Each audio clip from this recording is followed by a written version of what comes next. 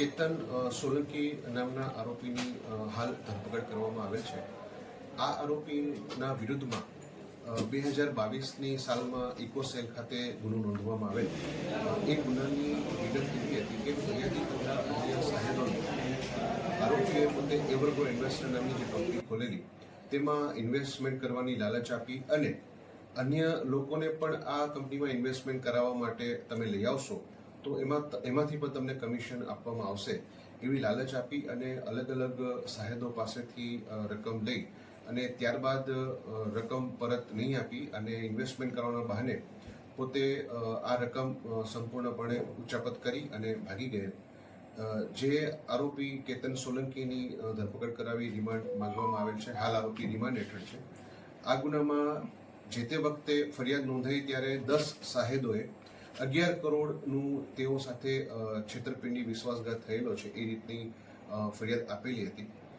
આપ સૌના માધ્યમથી મારી લોકોને નમ્ર વિનંતી છે કે આપના સાથે કોઈપણની સાથે જો આ ચીટિંગ થયું હોય અને આપને પણ જો હજી આ આરોપીઓ વિરુદ્ધ ફરિયાદ આપી ન હોય તો ઇકોસેલ સુરત શહેરની ઓફિસે આવી અને આપની ફરિયાદ નોંધાવવા માટે પણ મારી વિનંતી છે। સર, જે આરોપી જે છે તે કેવી રીતે એ લોકોને એવી લોભામણી લાલચ સ્કીમ આપી હતી જેમાં આવી જતા હતા લોકો?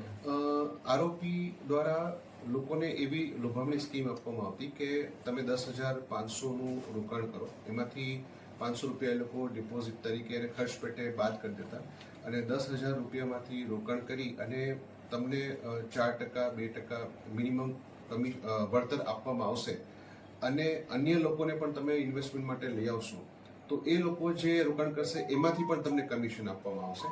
આવી લાલચ આપી અને રોકાણકારો સાથે છેતરપિંડી વિશ્વાસઘાત કરવામાં આવે છે। સર, કેટલું ગંભીર કહી શકાય? કારણ કે નાની એવી રકમ સાંભળીને કોઈ પણ લોકો આમાં ભૂલવાઈ જતા હોય છે, તો શું કહેશો? અત્યંત ગંભીર બાબત છે અને એટલા માટે જ મેં આપના મીડિયાના માધ્યમથી જે લોકોને હજી ફરિયાદ કરવાની બાકી છે તેમને પણ હું વિનંતી કરું છું કે તેઓ પણ અમારી પાસે આવી અને પોતાની ફરિયાદ નોંધાવે। સર, મલ્ટી લેવલ માર્કેટિંગ એટલે કઈ રીતનું આ માર્કેટિંગની સ્કીમ બતાવવામાં આવી હતી?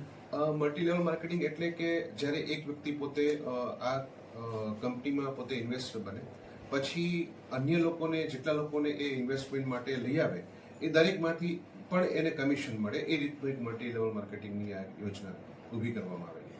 અગાઉ પણ આરોપી કંઈક ઝડપાયો છે? અગાઉ પણ આ ગુનામાં કુલ 4 આરોપી છે, જે પૈકી